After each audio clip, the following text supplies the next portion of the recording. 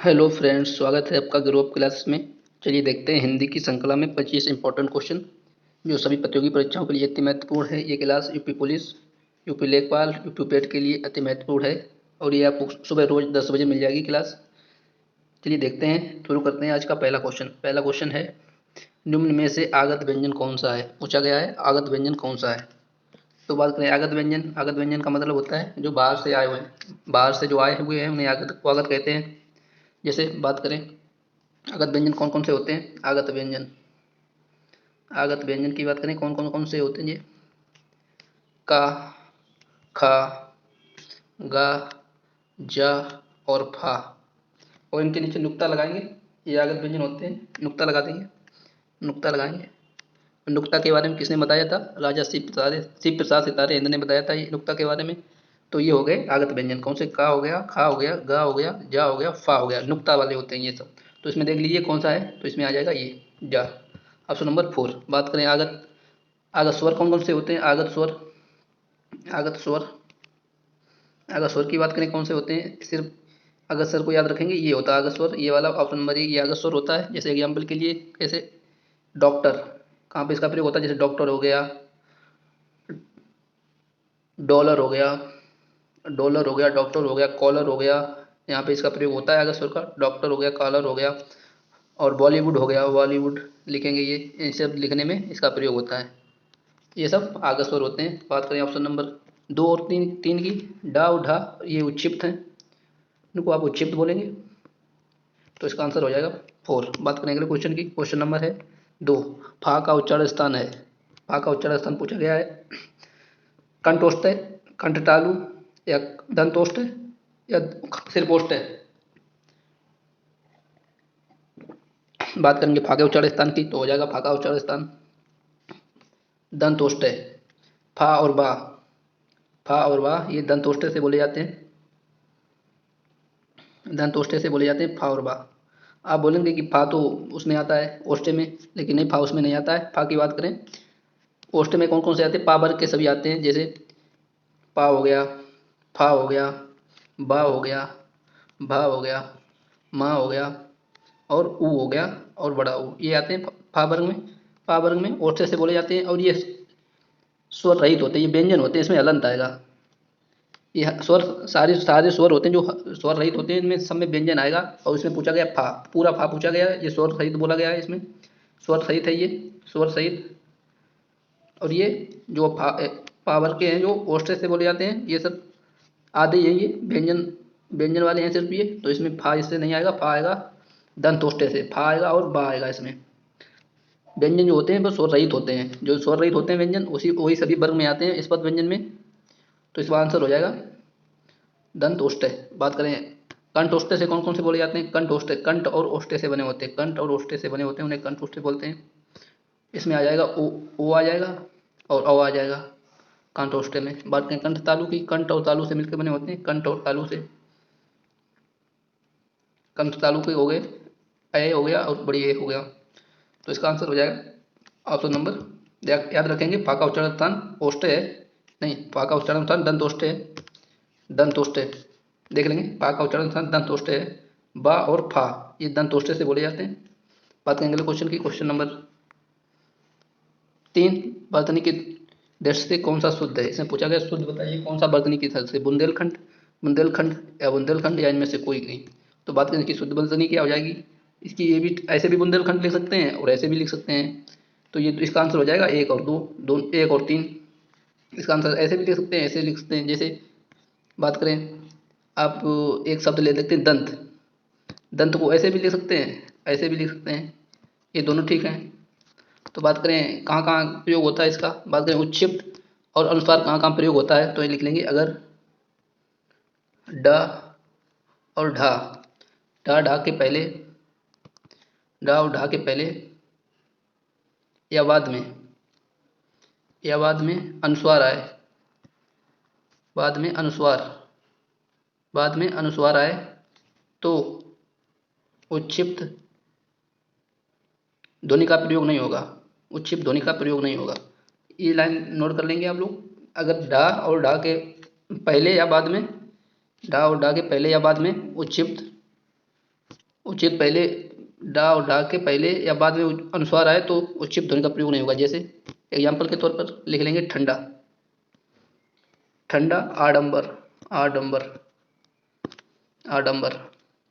यहाँ देख ले, डा के पहले आ रहा है इसमें अनुस्वार, तो यहाँ पे उच्छिप्त नहीं आएगा, और इसमें आ रहा है डा के बाद, तो यहाँ पे उच्छिप्त नहीं आएगा। तुमने क्या बताया, डा या ढा के पहले या बाद में उच्छिप्त अनुस्वार आए तो उच्छिप्त इसमें प्रयोग नहीं होगा।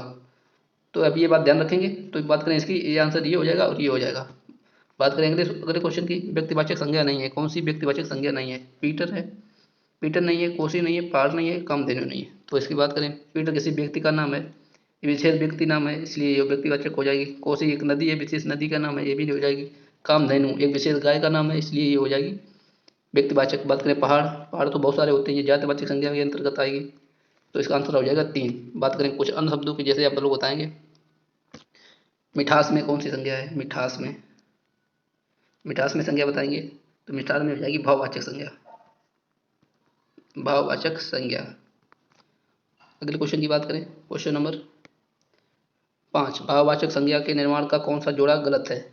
अमीर से अमीरी, प्रताप से प्रतापी, सठ से सठिता या निज से निजता। इसमें कौन सा गलत है, ये पूछा गया है। तो इसका आंसर हो जाएगा अमीर से अमीरी बन जाएगा, प्रताप से प्रतापी बन जाएगा, निज से निजता बन जाएगा, सठ से सठिता नहीं होता है, सठ से होता है सठता, सठ से सठता होता ना कि सठिता। सठ का अर्थ होता है मूर्ख। बात करें भाववाचक संज्ञा की, ये 5 प्रकार से बनती है। संज्ञा से बनती है, सर्वनाम से बनती है, विशेषण से बनती है, क्रिया से बनती है और अव्यय से बनती है। इस भाववाचक क्रिया हमेशा अदृश्य होती हैं। बात करेंगे अगले क्वेश्चन की, इसी में और बताएंगे आप राष्ट्र, राष्ट्र से भाववाचक संज्ञा बताएंगे। मित्र से भाववाचक संज्ञा बनाएंगे। राष्ट्र से बन जाएगी राष्ट्रीयता, राष्ट्रीयता। मित्र से बन जाएगी भाववाचक संज्ञा मित्रता। बात करें अगले क्वेश्चन की, क्वेश्चन नंबर 6, पुत्र का स्त्रीलिंग पूछा गया है। पुत्र का स्त्रीलिंग क्या होगा? पुत्री होगा, पतो होगा, पौत्री होगा या पतोहिनी होगा। तो बात करें पुत्र का, आप लोग सोचेंगे पुत्र का बताएंगे, सिंपली पुत्री, जो कि गलत है। पुत्र का पुत्री नहीं होता है, पुत्र का पुत्री गलत है। पुत्र का हो जाएगा पतो, या इसको बोल सकते हैं पुत्र वधु, पुत्र वधु। आप बोलेंगे इसका पुत्री क्यों नहीं होगा? क्योंकि बता रहे भी, क्योंकि स्त्रीलिंग उसी में होगा सेम जिससे विवाह होगा, जिससे जिससे विवाह हो, उसका वही स्त्रीलिंग होगा, विवाह हो। स्त्रीलिंग वही होगा जिससे विवाह हो। जैसे मामा का, मामा का होगा स्त्रीलिंग मामी, चाचा का होगा चाची, भाई का होगा भाभी। तो स्त्रीलिंग वही होता है जिससे विवाह हो। भाई का हो जाएगा भाभी, भाई का हो जाएगा भाभी। और जैसे बुआ का हो जाएगा फूफा, स्त्रीलिंग में फूफा। और बात करें बहन का, बहन का आप लोग कहेंगे भाई हो जाएगा, नहीं, बहन का होता है बहनोई, स्त्रीलिंग, पुल्लिंग होता है बहनोई। तो स्त्रीलिंग वो होता है जिससे शादी हो। बात करेंगे क्वेश्चन की, क्वेश्चन नंबर 7, सुनील गाड़ी से कानपुर गया। इसमें पूछा गया कौन सा कारक है? करण है, अपादान है, अधिकरण है, संप्रदान है।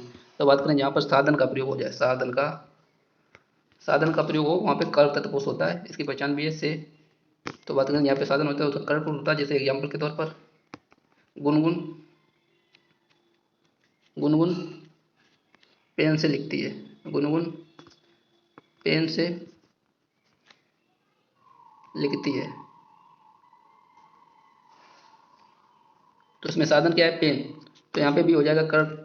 बात करें अपादान की, क्या होती है? अलगाव, अलगाव की स्थिति हो, अलगाव की स्थिति हो या साधन, वहाँ पे होता है अपादान। जैसे अलगाव की स्थिति में वृक्ष से पत्ते, वृक्ष से पत्ते गिर रहे हैं, तो इसमें अलगाव हो रहा है, वहाँ पे होता है अपादान। और एक तुलना के, तुलना में होता है अपादान। जैसे तुलना में वह कक्षा में सबसे तेज विद्यार्थी है, तो तुलना हो रही पूरे कक्षा से सबसे तेज विद्यार्थी है, तो वहाँ पे अपादान होता है। अधिकरण की बात करें, इसमें में और पर ऐसी कारक विभक्ति होती है।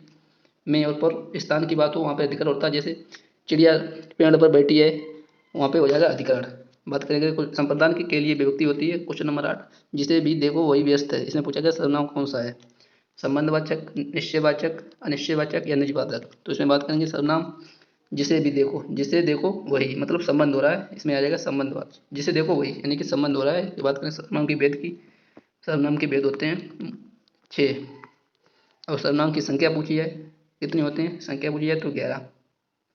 बात करें निश्चयवाचक की पहचान। निश्चयवाचक में दो सर्वनाम जब पड़ोसी हो जाए तब निश्चयवाचक होता है। दो सर्वनाम पड़ोसी हो जाए एग्जाम्पल के तौर पर, यह मेरी यह मेरी किताब है, किताब है, तो ये भी सर्वनाम है और मेरी भी सर्वनाम है। तो जहाँ पे दो सर्वनाम हो जाए पड़ोसी वहाँ पे होता है निश्चयवाचक। अनिश्चयवाचक में हो जाता है कोई, कोई आया है, ये सब अनिश्चयवाचक में आ जाएंगे। निजवाचक में आ जाएगा स्वयं, निजवाचक में लिख लेंगे स्वयं, खुद, स्वतः, ये सब होते हैं, इसमें आ जाएंगे निजवाचक में। जैसे मैं स्वयं ये काम करूँगी, मैं खुद ही खुद ही ये काम करूँगी, मैं खुद ही पोछा लगाऊंगी, खुद ही झाड़ू लगाऊंगी, ये होते हैं निजवाचक में। बात करें स्पर्शबोधक, अगले क्वेश्चन की स्पर्शबोधक में कौन सा गुणवाचक सर्वनाम का भेद है, इसमें पूछा गया। स्पर्शबोधक में गंधबोधक है, कोमल है, कालबोधक है, क्षणिक है, इसमें पूछा गया स्पर्शबोधक में। जो चीज़ स्पर्श करें, स्पर्श कैसे महसूस होगा, कोमल, कोई चीज़ कोमल है तो आप कैसे इसको बताएंगे, छू के ही बताएंगे, तो स्पर्शबोधक कोमल में आ जाएगा। बात करें गंधबोधक में, गंधबोधक में आ जाएगा बदबू, बदबू, बदबू, बदबू, बदबू हो गई, खुशबू हो गई, ये सब आते हैं गंधबोधक में। बदबू हो गई, खुशबू हो गई, सुगंधित हो गया। बात करें इसमें कालबोधक और क्षणिक, ये दोनों एक काली बोधक हैं। काली बोधक का भी ये रूप है क्षणिक, इसमें आ जाएगा क्षण भंगुर, भंगुर, नवीन और प्राचीन, ये आ जाएंगे कालबोधक में।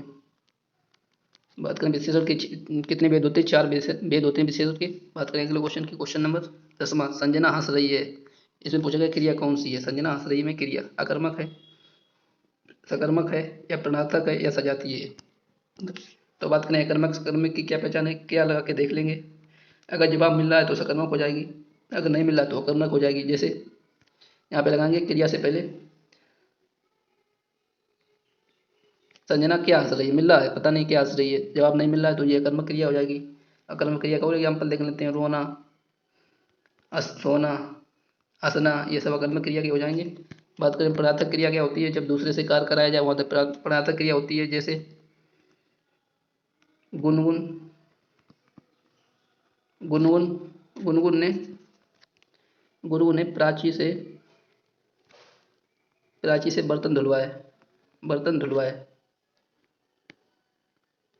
धुलवाए। जब किसी दूसरे से काम करवाया जाए वहाँ पे होता है प्रार्थक क्रिया। बात करें सजाती क्रिया कौन सी होती है, सजाती क्रिया मतलब वो होती है जैसे दो क्रियाएं आ जाएं, जैसे गुजरों ने, गुजरों ने लड़ाइयाँ लड़ी, लड़ाइयाँ लड़ी, तो मतलब दो क्रियाएं आ रही हैं, लड़ाइयाँ और लड़ी, दो क्रिया आ जाए वहाँ पे सजातीय क्रिया होती है। बिल्कुल सेम क्रिया आ जाए वहाँ पे सजातीय क्रिया होती हैं। ये यूपीएसआई में क्वेश्चन पूछा गया था इस बार। लड़ाइयाँ लड़ी, गुजरों ने लड़ाइयाँ लड़ी, तो यहाँ पे आ जाएगा लड़ाइयाँ लड़ी सजातीय क्रिया। जैसे एक और एग्जाम्पल, उन्होंने चढ़ाइयाँ चढ़ी, चढ़ाइयाँ और चढ़ी, ये भी सजातीय क्रिया हो जाएगी। बात करेंगे क्वेश्चन की, क्वेश्चन नंबर 11, ये ये ये कैसे हो सकता है, इसमें पूछा गया अविकारी शब्द कौन सा है। क्रिया विशेषण है, संबंध बोधक है, समुच्चय बोधक है, विस्मय बोधक। तो इसमें साफ दिख रहा है विस्मय बोधक का चिन्ह लगा हुआ है ये, तो इसमें हो जाएगा विस्मय बोधक। क्रिया विशेषण है नहीं, क्रिया की कोई विशेषता दिखा नहीं रहा है, जैसे वह तेज दौड़ती है, अगर ये होता तो क्रिया विशेषण हो जाता। संबंध बोधक है नहीं, जैसे वह राम की कार है, वो संबंध दिखा रहा है, वो भी नहीं है, तो इसका आंसर हो जाएगा विस्मय बोधक। विस्मय बोधक में हर्ष होता है, शोक होता है, आश्चर्य होता है, ये सब विस्मय बोधक में आते हैं। बात करेंगे क्वेश्चन की, क्वेश्चन नंबर 12, तत्सम शब्द आखेट का तद्भव पूछा गया क्या होगा। आखेट का तद्भव बताएंगे क्या होगा, अहेर होगा, अखाटा होगा,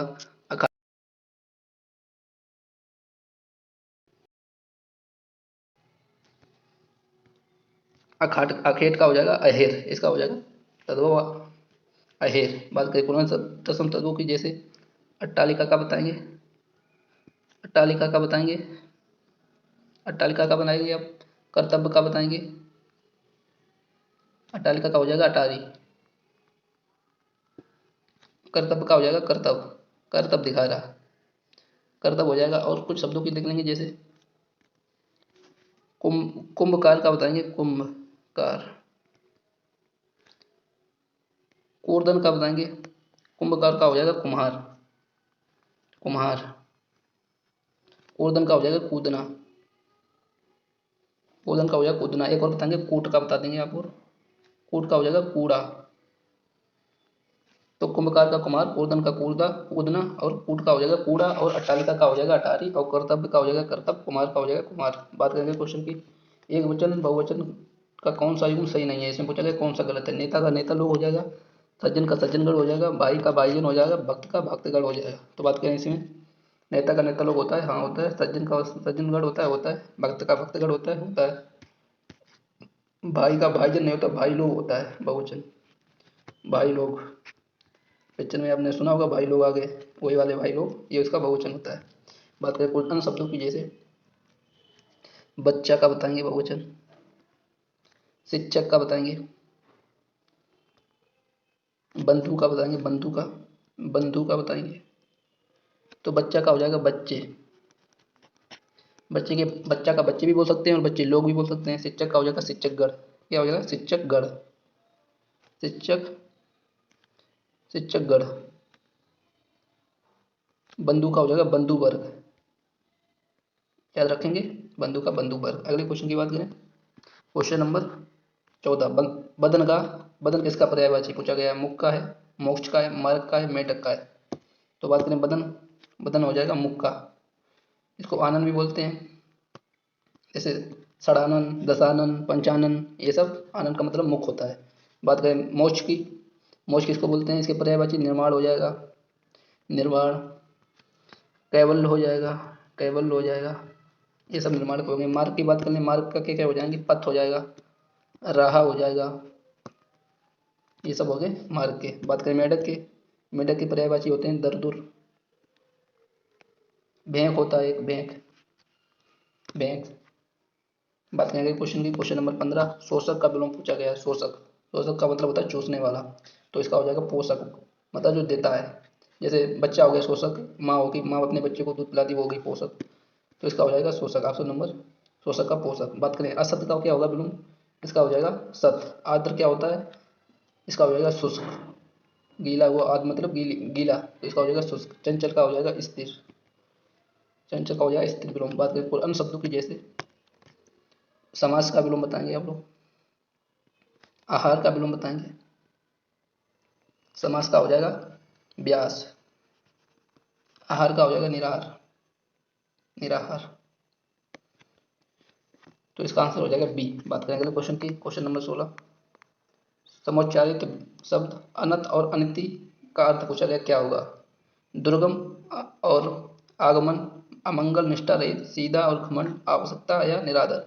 तो बात करें अनत और अनिति का अर्थ होता है, इस वाले अनत का अर्थ होता है अमंगल, और अनिति इसका वाला होता है निष्ठा रहित। तो इसका आंसर हो जाएगा ऑप्शन नंबर बी।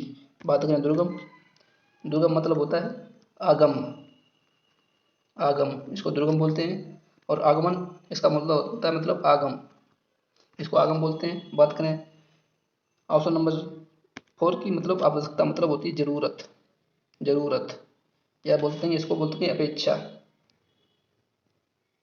और निरादर मतलब उपेक्षा, उपेक्षा करना। अपेक्षा का मतलब होता है आपने किसी से कुछ पैसे मांगे, 100 रुपये मांगे, ये अपेक्षा हो गई और उसने आपको दिए नहीं, वो हो गई उपेक्षा। तो ये अपेक्षा उपेक्षा में बताएंगे, ये डिफरेंस होता है। बात करें इसका अगले क्वेश्चन की, अमृत शब्द का अनेकार्थी पूछा गया, कौन सा नहीं है, सोना, घी, अदिति या पारा। तो अमृत का पूछा गया कौन सा अनेकार्थी नहीं होगा, तो इसका हो जाएगा अदिति। अदिति किसका होता है, अदिति किसको बोलते हैं, वाणी को बोलते हैं अदिति, पृथ्वी की बोलते हैं, ये सब होते हैं अदिति।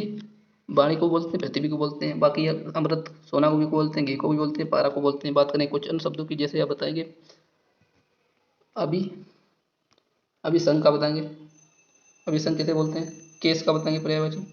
तो अभिसंग का मतलब होता है षड्यंत्र, षड्यंत्र, षड्यंत्र, षड्यंत्र रचना, ये होता है अभिसंग का मतलब। केस का हो जाएगा अलख,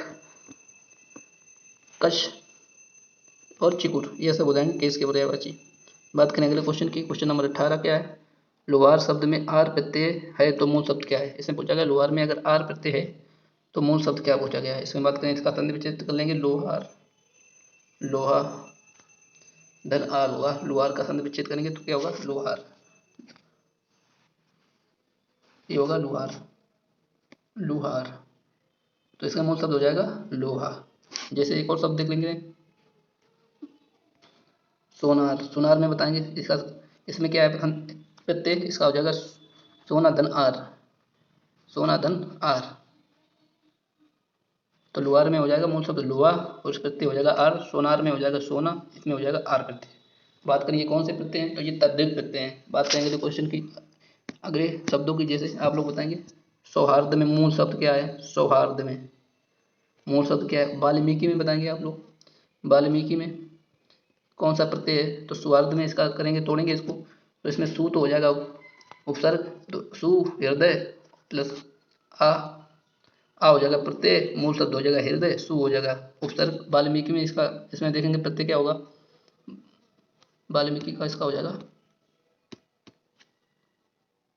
वाल्मीक धन ई, तो उसमें हो जाएगा ई प्रत्यय। बात करेंगे अगले क्वेश्चन की, क्वेश्चन नंबर 19, अध्यात्म शब्द में उपसर्ग पूछा गया, क्या होगा, अधि होगा, अधि होगा, अध्य होगा या अध्या होगा। ये एडिशन का एग्जाम्पल है, इसमें इसका करेंगे अधि धन आत्म हो जाएगा, तो इसमें हो जाएगा अधि उपसर्ग। जैसे स्वल्प अध्यक्ष में देख लेंगे, अध्यक्ष में, अध्यक्ष में बताएंगे उपसर्ग, तो अधि धन अच्छ हो जाएगा, तो इसमें हो जाएगा अधि उपसर्ग। जैसे अध्ययन में, अध्ययन में, अध्ययन में पूछा जाए तो इसमें हो जाएगा अधि उपसर्ग।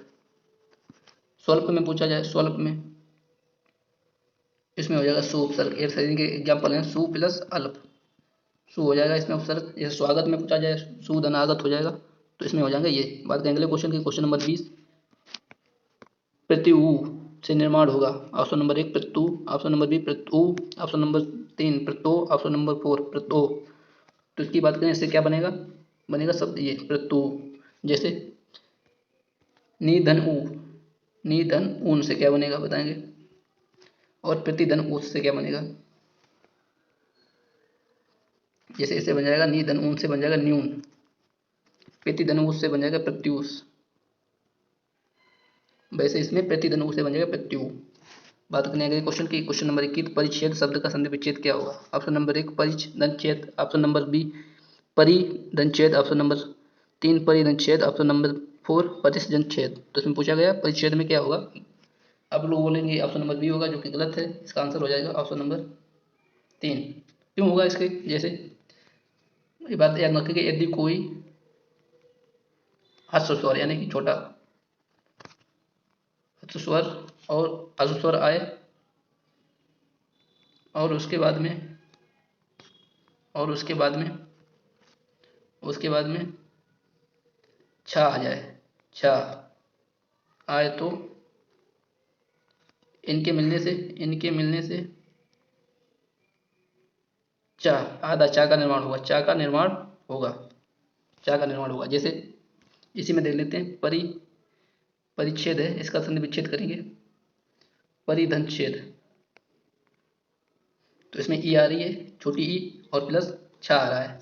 तो हमने क्या बताया था, यदि कोई ह्रस्व स्वर आ जाए और उसके बाद में छा आए, तो मिलकर ये आधा चा बनाते हैं, आधा चा बनाते हैं। तो आ गया इसमें छा, और ये हो गया ई और छोटी ई और छा, ये बन के बताएंगे आधा चा, तो इसमें आ जाएगा, इसकी जगह पे आ जाएगा परी और छा से मिलकर ई और छा से मिलकर आधा चा हो जाएगा। जैसे और शब्द देख लेते हैं आप यहाँ पे, वृत्त छाया, वृक्ष छाया,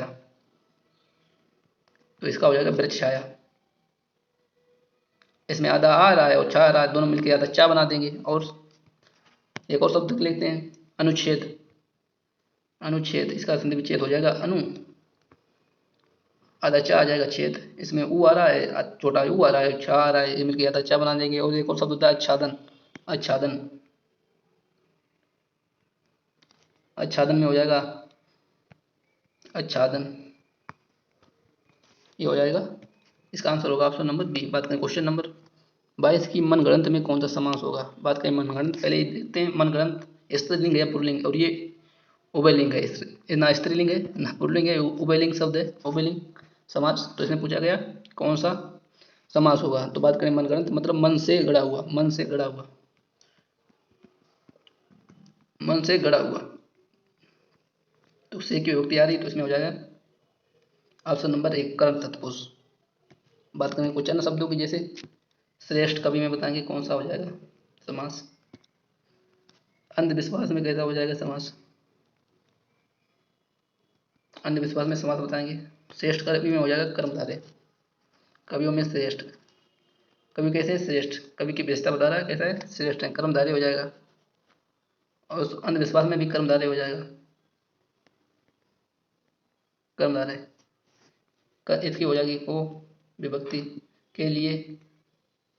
और अपादान अलगाव और तुलना के, तुलना पे हो, जहाँ पे अलगाव और तुलना हो वहाँ पे होता है अपादान। क्वेश्चन नंबर 23, विशेषण की पहचान करिए। प्रिय, ईश्वर, भैया, गाय।